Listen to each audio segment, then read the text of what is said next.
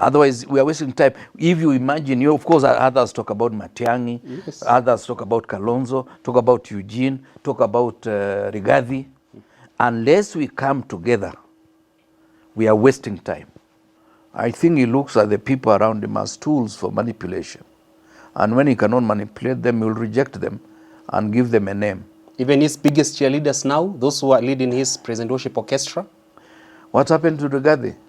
He's now talking about Mitego. He himself, William Ruto, he was talking about Mitego the other day. And the Mitegos, Rigathi says, he used to tell him, etiweka Mitego hapa, ili huyu mganga asifike. He believes that unless there is one group against the other, for him, his agenda will not succeed. But I did not know that we have acquired international reputation as the most corrupt of individuals coming from Kenya. We are high-ranking thieves? Yeah, because you see, it's not something we should be actually ashamed.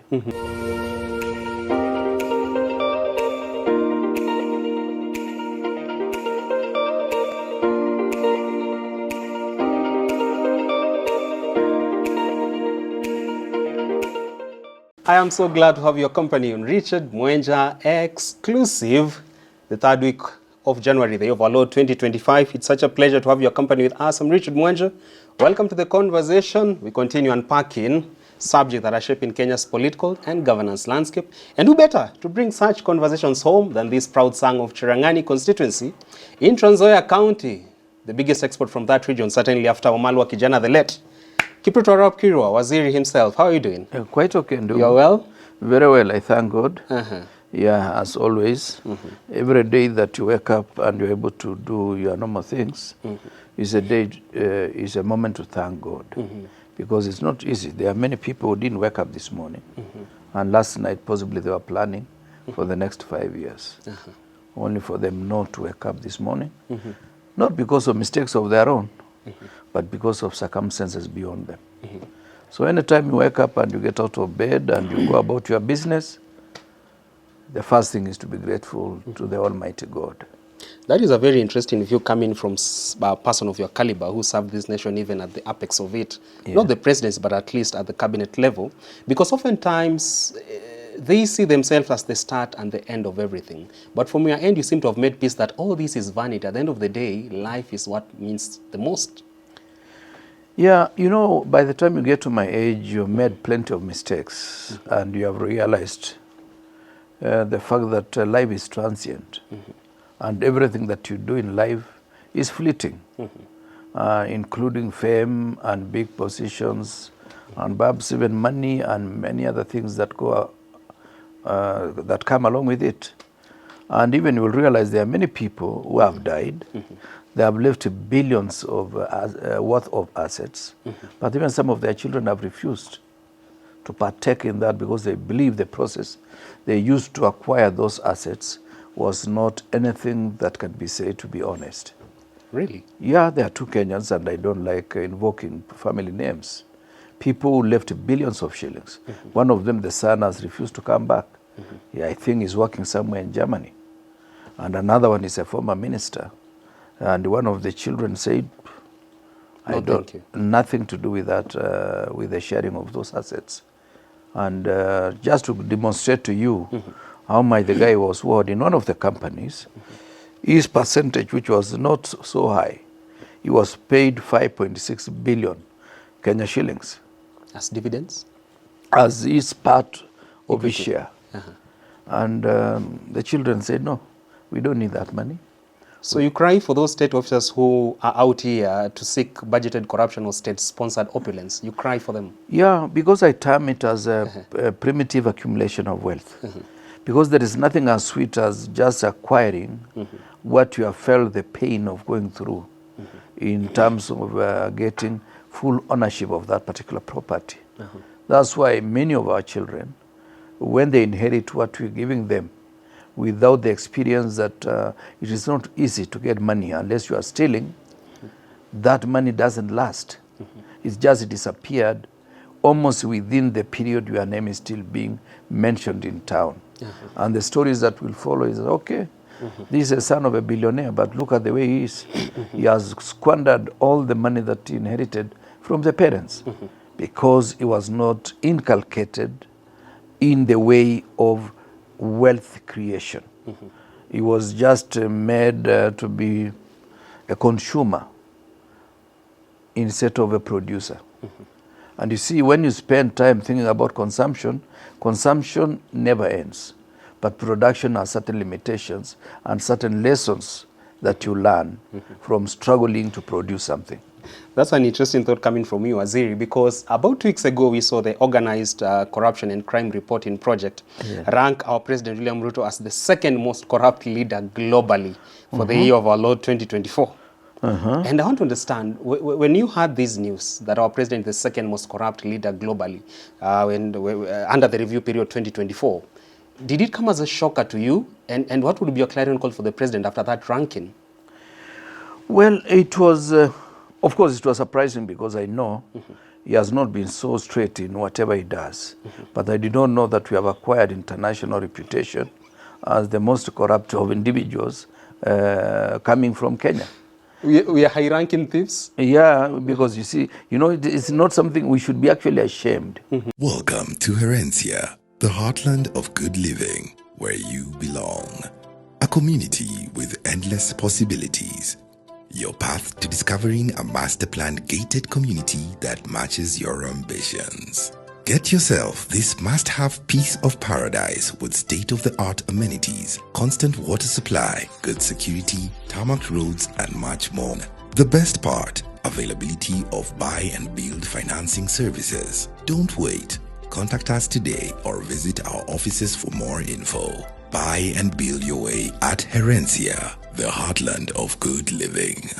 That one of us, not necessarily the president, one of us is ranked internationally as the best, because I was told he got 40,000 votes. Was it 40,000 or 400,000 votes? Upwards of that. Yes. So we should be ashamed because you see, wealth creation is a science and it's an art.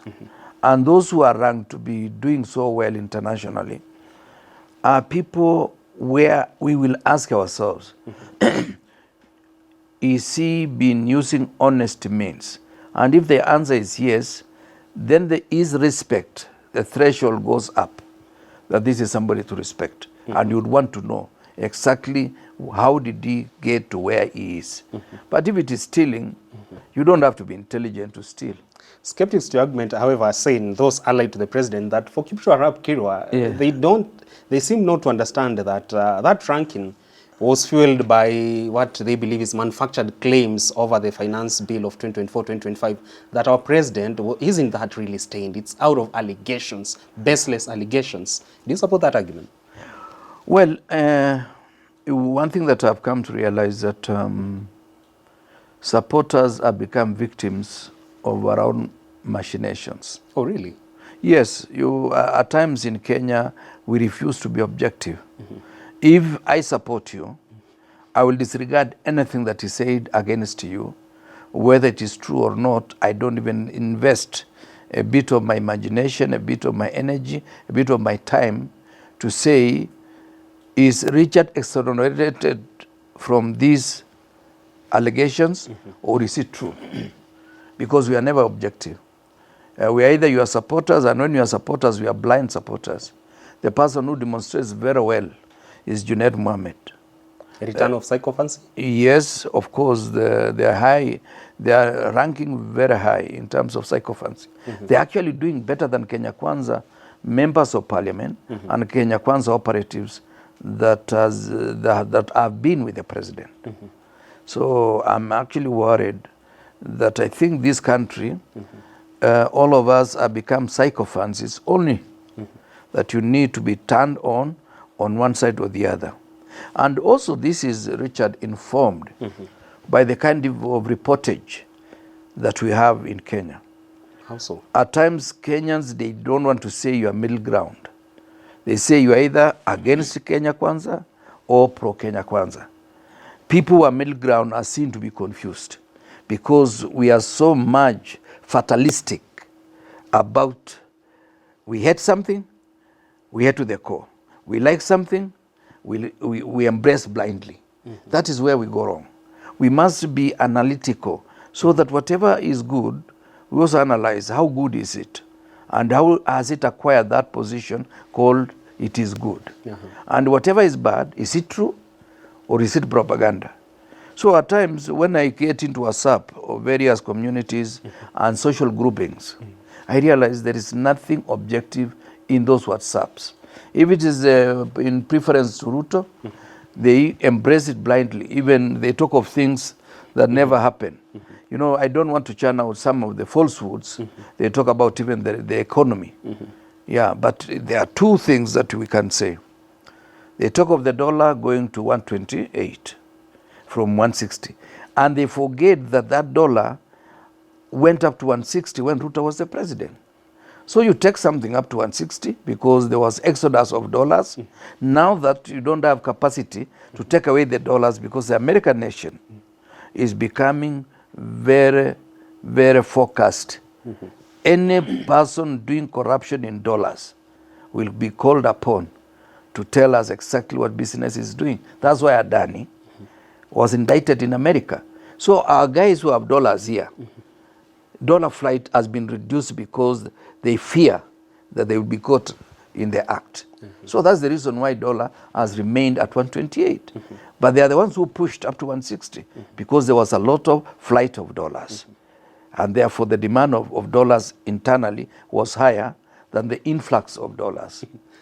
That is what is happening. Then they talk about fuel. Oh, it has come from 200 up to whatever it is. They got it at less than 150. It was, I think, 139, subject to confirmation. They took it up to 211. It has come up to somewhere. Now they are saying they are comparing that they have brought the price of fuel from the other side. And how did it get to 211? It is because of gangster to gangster oil deal. So it's all about playing reverse psychology on taxpayers. Yeah, they mess a situation. Then they talk of where the mess has reached. And why did the mess reach there? It is because of their own misadventures. So at times, I refuse to want to engage them anymore. Yeah. You seem to believe that the author of the misadventures the government is partaking in are the advisors to the president, and also the president giving blessings to false advice. So when I mention these four personalities, John Waluke, Dan Wanyama, I'm going to mention Oscar Sudi perhaps. Okay, let's put him aside for today. You've mentioned of Junet Mohammed and say Peter Kaluma. So we're going to do Peter Kaluma, Junet Mohammed, Dan Wanyama, and John Waluke. What comes to your mind with regards to latter-day sycophancy and not telling the king, do this, do that in the right way? Actually, it tells you most of these individuals find themselves in leadership. They do not consciously want to be leaders. And because there are many people who find themselves in position of leadership, and others have some tracks they want to cover because they know what they did in the past. And for now, they feel the regime of the day is the best protector against the misdeeds they have done to society. So they support government so that they get sanitized? They get sanitized and they get some kind of insulation from prosecution. And others want to make money in the intervening period, and others are mere job seekers. They are thinking perhaps the president may see favor and tell one of them, okay, there is this vacant position of Ministry of something, come and take it up. So you mean someone elected by Kenyans, he already has a job, all courtesy of the Kenyans who voted for him. But you still mean they're out here desperately lobbying for another job on top of their MP positions? That's why we have 4 positions which are vacant as we are talking. 4 positions, including that of nominated member of parliament, the Honorable John Mbandi, who decided to vacate that position to be Minister of Finance. Isn't that an insult? Opio Wandai, and there's another one. There's another one, I don't know who. At least there are 4 positions that are vacant, apart from the one of the individual who was knocked down by motorbike and he died more than 1 year ago. These are guys who leave positions, and I've been telling them, take experience from Odero Joey, the guy who was influential in bringing UNEP to Kenya. He had been elected MP for some places in Nyanza, and he got a job with the UN. He decided to vacate the seat, go for the UN job. He was given, And at the end of the period, because you are in positions there for a certain period, you wanted to go back to the constituency. They told him, when we wanted you, you left us. We are not going to give you a chance again to be an MP. And he was never elected again until he went to meet the maker. So when Peter Salasi, Mumias East Member of Parliament, castigates the likes of William Kamket, Peter Kaluma, and like Dan Wanyama to be latter-day sycophants who are out here to make sure the president has a stained legacy because of their private interest, and now look at that on the flip side, whereby those castigated are saying, you're too young to advise us, you're a newbie in this game, shut down. Where do you lie? Where do you lie your thought on that? Well, longevity may give you experience, but experience is not an answer to all problems. There are people who are young, but they are very good answers. I was looking at the one GNC this morning, a very young girl, I can't remember the name, but he was saying, when we support you, we are well-mannered. When we say something is wrong, then we say we are ill-mannered. And if we are ill-mannered, we are a product of society. And that society, you are the role models. We are copying the character that you have displayed in your position of leadership, and therefore don't blame it on us. Can you style up? If you style up, we are also going to style up because we copy from the parents, and you are our parents. A very young girl, and I was impressed. She was able to put it in a way that I've not been able to think of, but I now know. Anybody blaming the GNC, I tell them the GNC is a reflection of our society. If you think they are ill-mannered, then the society itself is rotten. It is they who copied the character of our parents. Their parents, rather. You seem, Waziri, to be amplifying the need for us to set the right role models as a country, even for us as leaders, leaders out here. If you look at the recent visit by U.S. Congressman Mark Daley and among other lawmakers from the U.S. who paid President Ruto a visitor status, controversy has sparked that why the president has shaken with people with a stained past. People who've been former convicts in the United States of America. If you look at it, do you think they have a point? That yes, you can meet people, but be careful on whom you are meeting as a president. Yeah, because we set standards. That's why even programs on radio, on TV, there are certain times for certain programs. After 10 o'clock, you expect children to have gone to bed. And therefore, this will be said is for parents only. Or you can watch with parental guidance. So society, even we as parents, anytime you go to a function, whether it is a wedding, whether it is a celebration of a kind, you should be careful what you say. Even an elder like me, if I'm in a function, I should be able to say, with what I'm saying, befitting the demeanor that this audience expects of me. And at times, Richard, I'm teaching you leadership. When you go to a place and you allow people to introduce themselves, it's not because you'll remember all their names, but you'll understand the diversity of the audience that you have.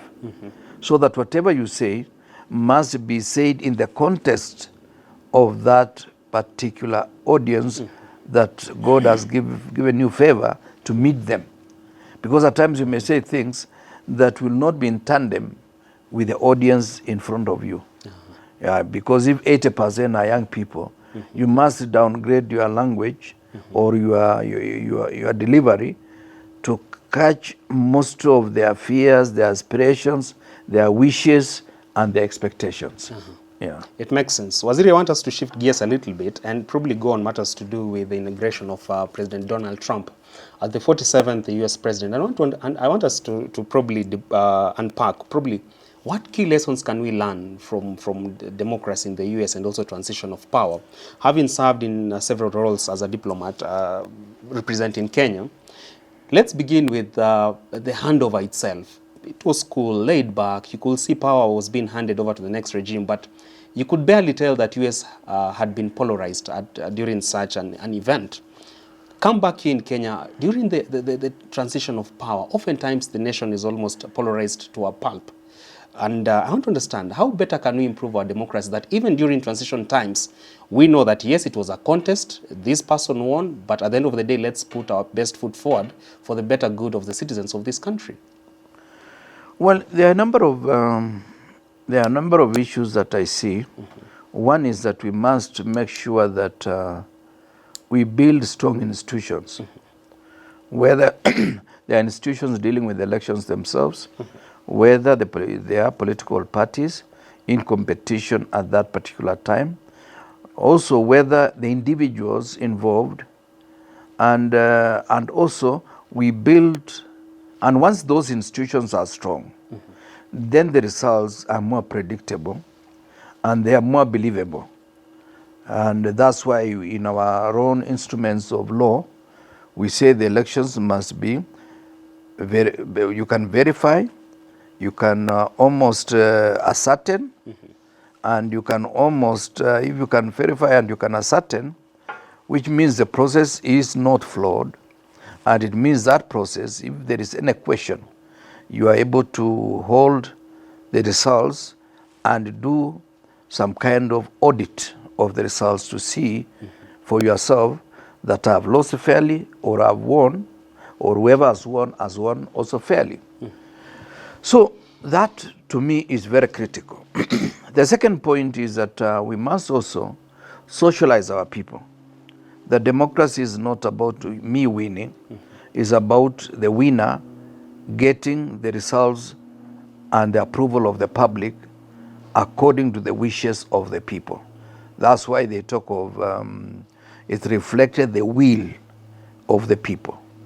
That to me is very critical. The third issue that is also important is to realize that whoever is occupying the position of the president as what is called temporary custody of apparatus of state to be able to deliver on the mandate that he gave to the people.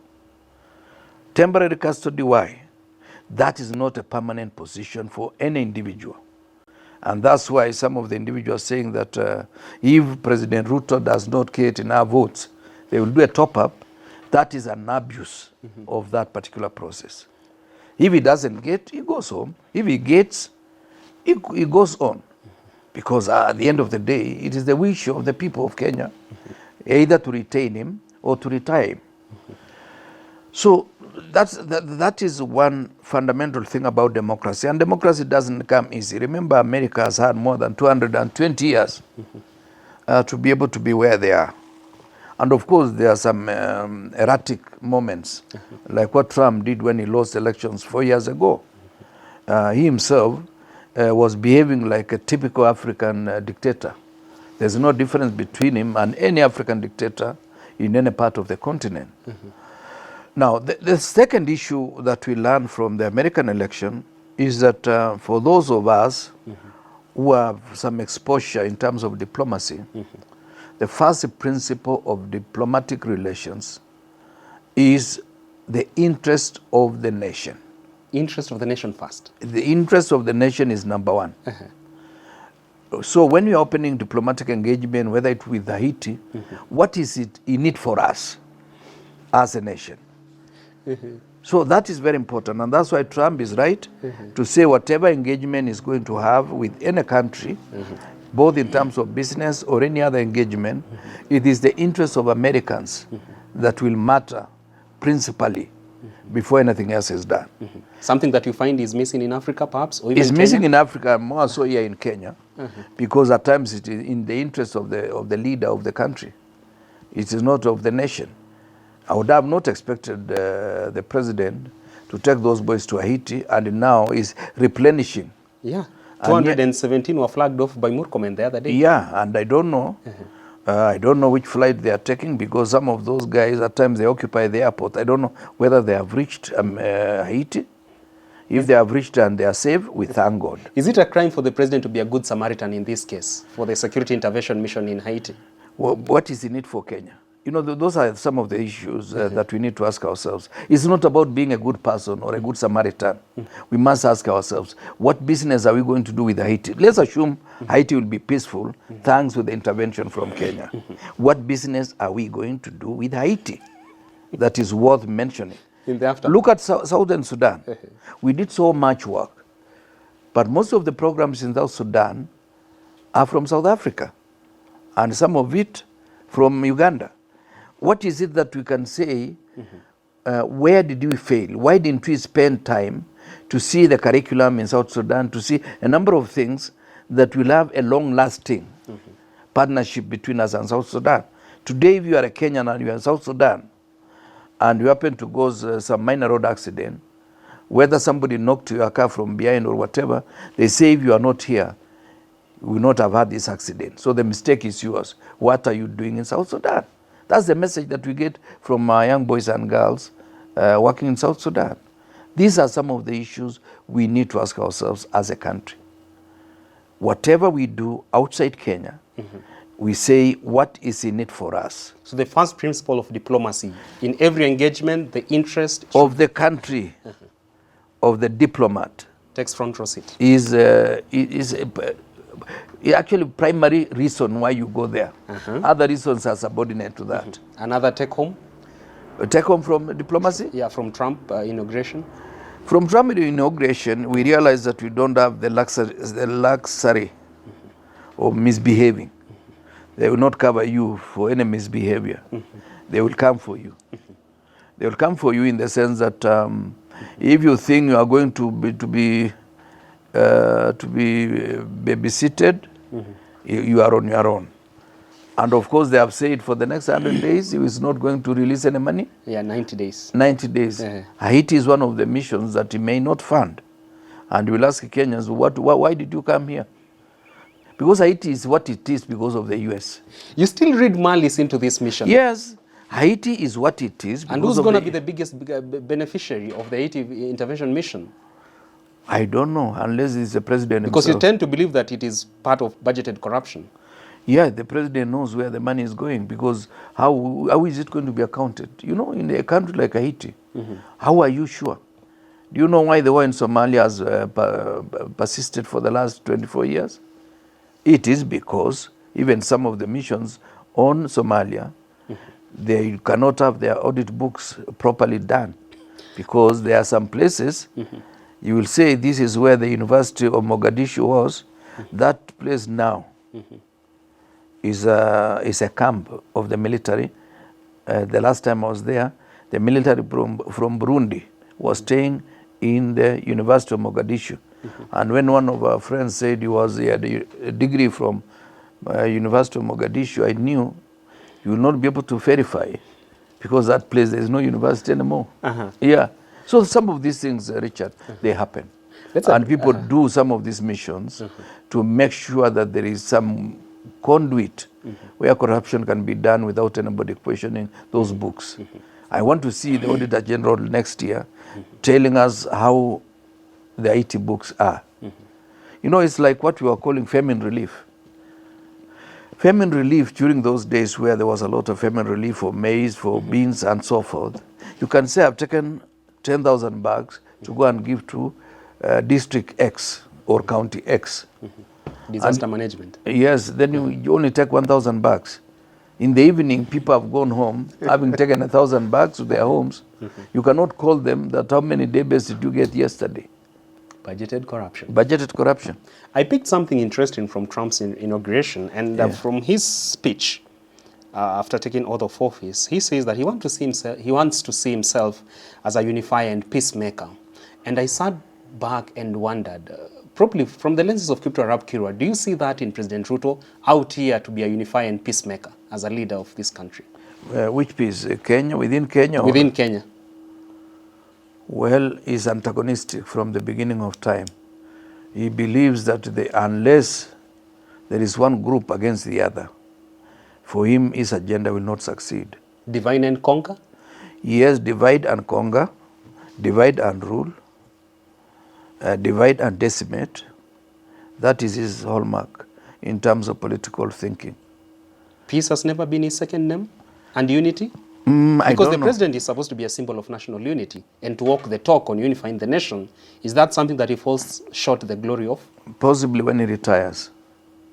We can give him a peace mission to Haiti as our special representative, or AU on what they call it what? AU high whatever. Yeah, that will be given, I'm sure. But as sitting president, I peace don't- will remain a strange vocabulary? Because he knows if he does not divide Kenyans, because now he's talking Bantu versus Nilotes. He's pretending to be a unifier when he wants to isolate a certain section of Kenya, that these are Bantus and these are Nilotes. Yeah. If the head of public service was talking about the common heritage of the Nilotes, that's to say the people of Nyanza or part of Nyanza and the people of Rift Valley should be together. And you saw a headline the other day, the Sijui Bantu grouping, where they are putting Natembea, Matiangi, Rigathi, Eugene, who was the other one? Kioni. You seem to be coming from the same school of thought as Eugene Wamalwa, your party leader, who, after the remarks by Dan Wanyama saying that the MP for Ebuye West, that there's need for us to isolate Mount Kenya block so that we can deliver the other part of the country for William Ruto and have a walkover over the rest in 2027. And this is what Eugene Wamalwa had to say about the president not walking the talk on unifying the nation. Yes. That hustlers versus dynasties, us versus them, 41 versus 1 is not Honorable Dan Wanyama's, but William Ruto's own divisive gospel that he's been preaching all along, and that landed him at ICC in 2008 with the charges of crime against humanity as the chief architect of 41 versus 1. So you want to subscribe to Eugene Wamalwa's argument? Well, that's something that I've always known. I've always known because he used the FM stations conveniently in the run-up to 2007 by talking 41 against 1. And those of us who come from mixed marriage, we were said that we were the luckies of the Kikuyu because we've married their daughters. And therefore, we were seen to be the enemies of the people. And yet 5 years later, down the road, he was with the same Kikuyus, and the same Kikuyus are the ones who made him president. But now that he has realized he has gone over that hurdle, he does not have any problem in swallowing his own words and in making it look like to be from this community is a negative vibe that gets to him. He's the best division, he's the best person that makes a number of factors conspire to isolate individuals from positions of leadership. A thankless friend? Well, I don't know whether he has any friends at all. I think he looks at the people around him as tools for manipulation. And when he cannot manipulate them, he will reject them and give them a name. Even his biggest cheerleaders now, those who are leading his present worship orchestra? What happened to Rigathi? He's now talking about Mitego. He himself, William Ruto, he was talking about Mitego the other day. And the Mitegos, Rigathi says, he used to tell him, etiweka Mitego hapa, ili huyu mganga asifike, huyu mzee wa vitendawili. You foresee Kimani Ichung'wah being a casualty at some point? Sooner than later. Sooner than later. Once he loses relevance, because I don't know whether he will run for election and win again in Kikuyu. If he doesn't win, William Ruto doesn't know those who all lost elections. But what makes such leaders that blinded to such realities that you are pointing out? You know, power is blinding. You know, the aura of power is blinding. And it gives you some temporary elevation from your own normal. You know, if you were to inject a lot of oxygen into your system, you'll almost cease to breathe. And you can easily die. So it's dangerous to get too much of something. You must have a balanced situation where there is a scarcity of something for your systems to work optimally. So if you are given too much of perceived power, you imagine this is going to be a permanent situation. It is what I call temporary permanence. Somebody, when he is given some temporary relief, he thinks the road to Kitale is as smooth as the section between here and Naivasha. Living a lie? Yeah, living a lie, a make-believe situation. We call it make-believe situation. So for such personalities, they will never have an address of their own? They don't. They usually don't, because and that's why they get excited. They have what we'll call reflected pride. They think they have achieved. only to realize that that was not their own power base.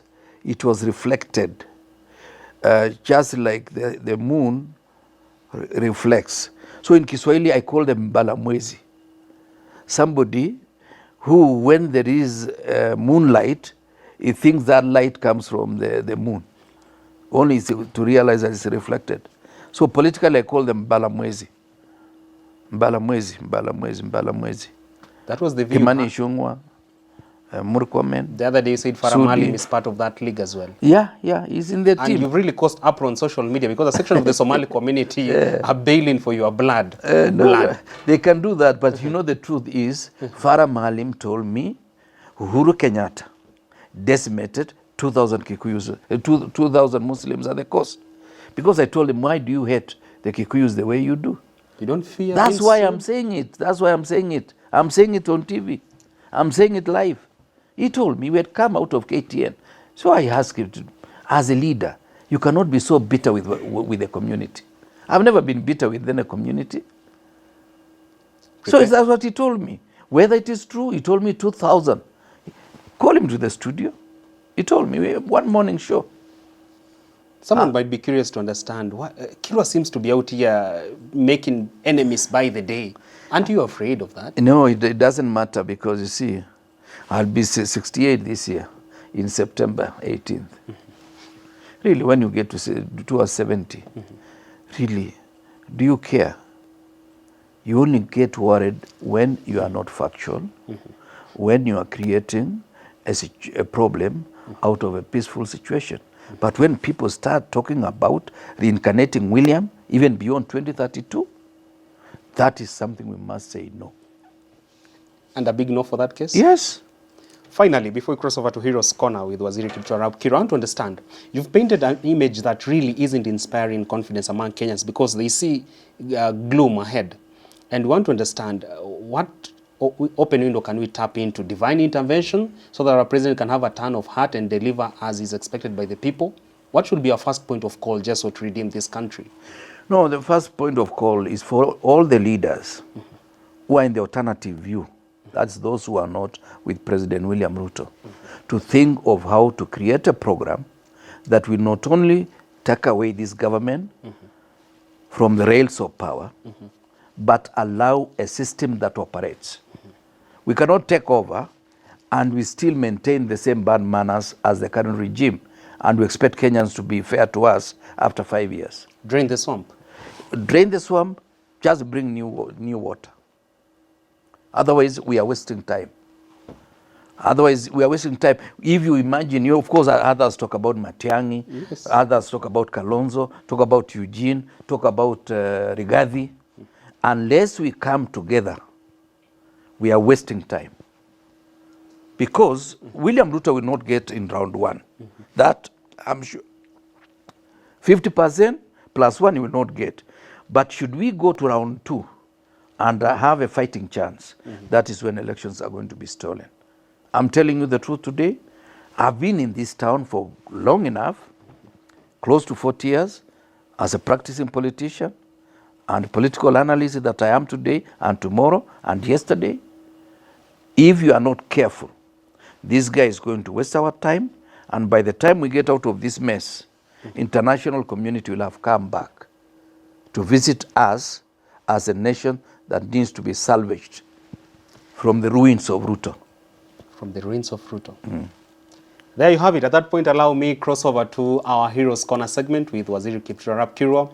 It's a segment whereby we offer a debt of gratitude to personalities in Kenya and beyond who've made really huge impact, positive impact to our lovely universe. And we want to really celebrate them, even sometimes posthumously. Waziri, who is our Shujaa today?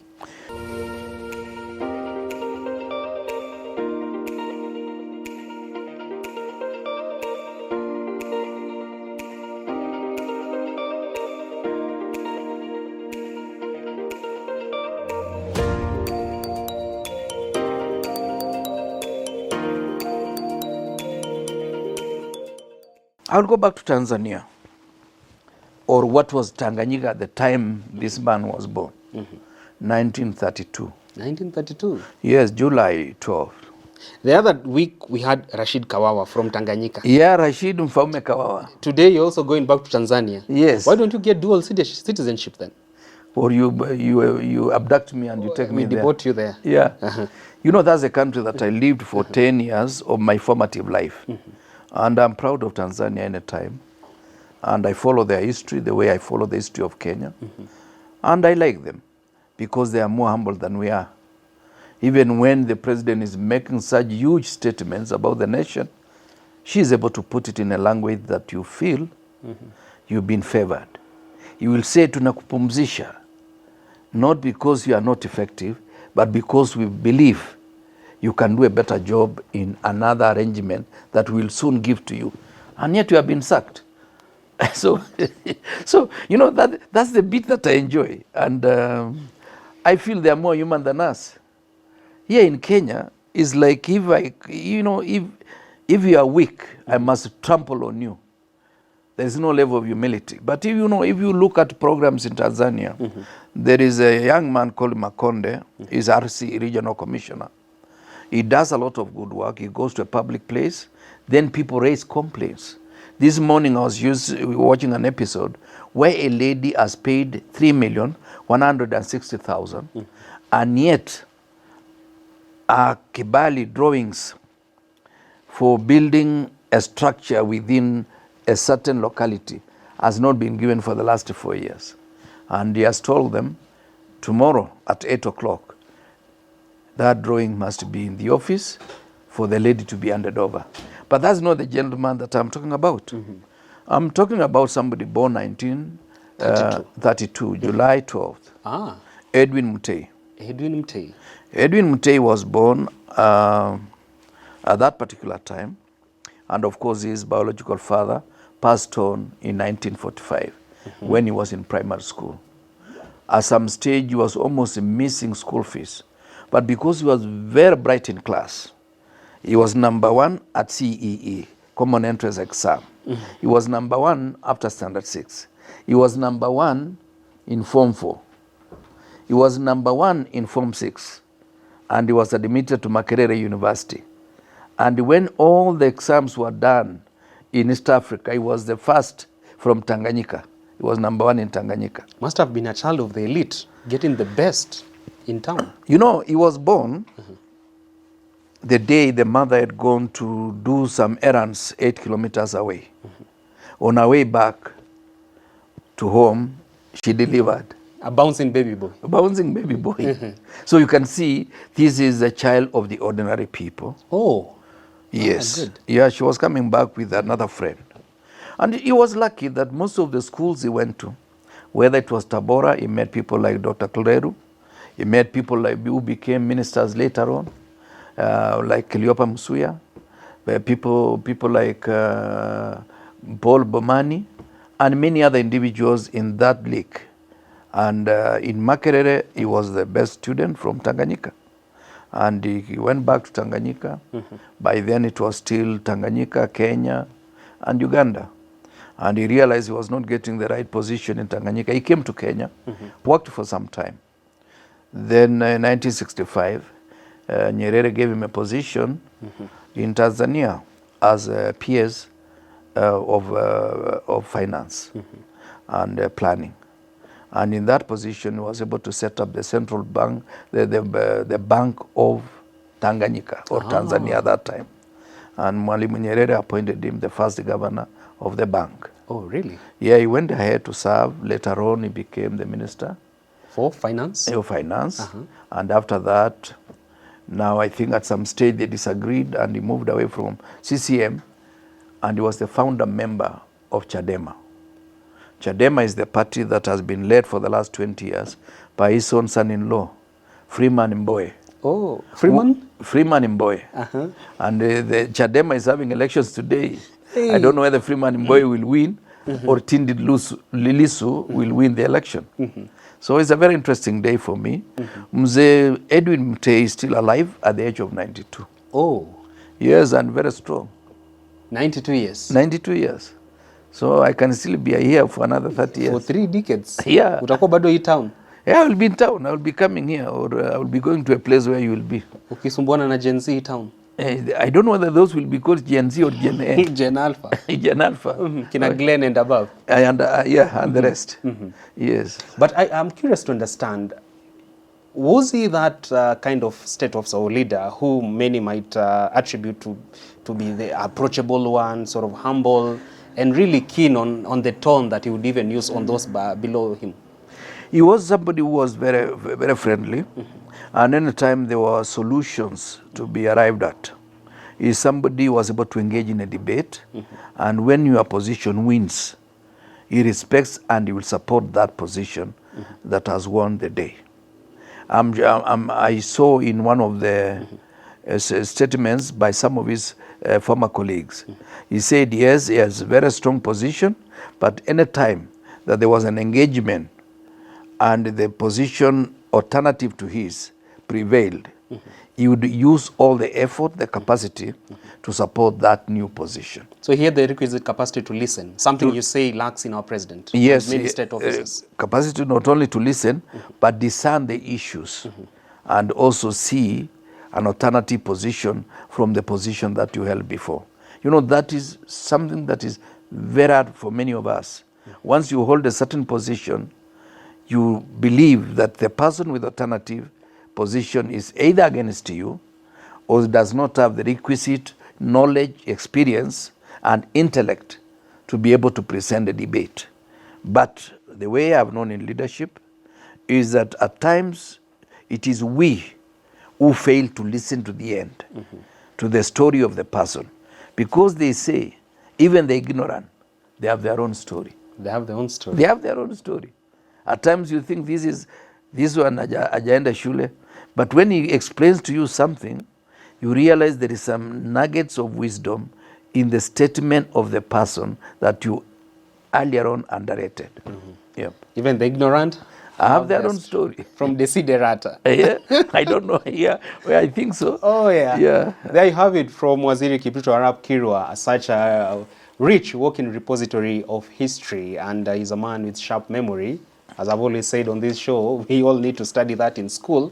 He'll give us nuggets about that before you get out of this town. How comes you have such high sense of memory for even things that happened 40 years ago? Well, I think it came from my mother. My mother, you know, school is good, and that's why I'm still in school. But also school takes away some of the organic and natural conditions that a human being is in. My mother, as a way of remembering people, used to tell me, don't ask me whether had a red shirt or a white shirt or a blue shirt. Those are matambaris. Tell me, was he tall? Was he short? Was he brown? Was he dark? Did he have a gap on his... You know, you give the description of the person as is, such that even if the person came with different clothes, you're able to describe the person. Some of those things allowed me to realize that there is value in the person, not in what they are wearing. Yeah. And you attribute that also to the education you've received this far? You attribute that to the education you've received this far? Yes. Viewing that in that new light? Yes, yeah, looking at it and realizing that everybody matters. Well, there you have it. Our hero for the day has been none other than Edwin Mtei. At 92 years, he's done so much for this continent, not just for his homeland, Tanzania. We thank you so much for slating time for our program this week. Yep, it's my pleasure too. Continue speaking truth to power, much as at times it gets you in trouble, like the one with Farah Mahali Mosca Sudi, because I'm sure out here, probably you have to watch over your shoulder. Yeah. Aren't you afraid of that? No, it doesn't bother me. It doesn't? In fact, I go home. I'm only worried when I owe you money. Oh, yeah. Yeah. Oh, yeah. When I owe you money, I should be worried. What will I do to pay Richard? Okay. But I don't offer a dime. Asante sana. Thank you so much. We wait to see you next week. Yeah. God willing, we pray that you continue having longevity of life and that God keeps you safe. Asanteni sana to my entire production team led by Cecilia Nyambura, Ryan Kanchuel, Jadiel Kabiru is here with us, Faith, Kendi, Lavenda Kavanji, Evans Okenyi. That's my entire team here at Nairobi Review Limited. Always a pleasure having to do this with them. They are true credit to this profession. Until we get to do this again next week, do enjoy the rest of your viewing.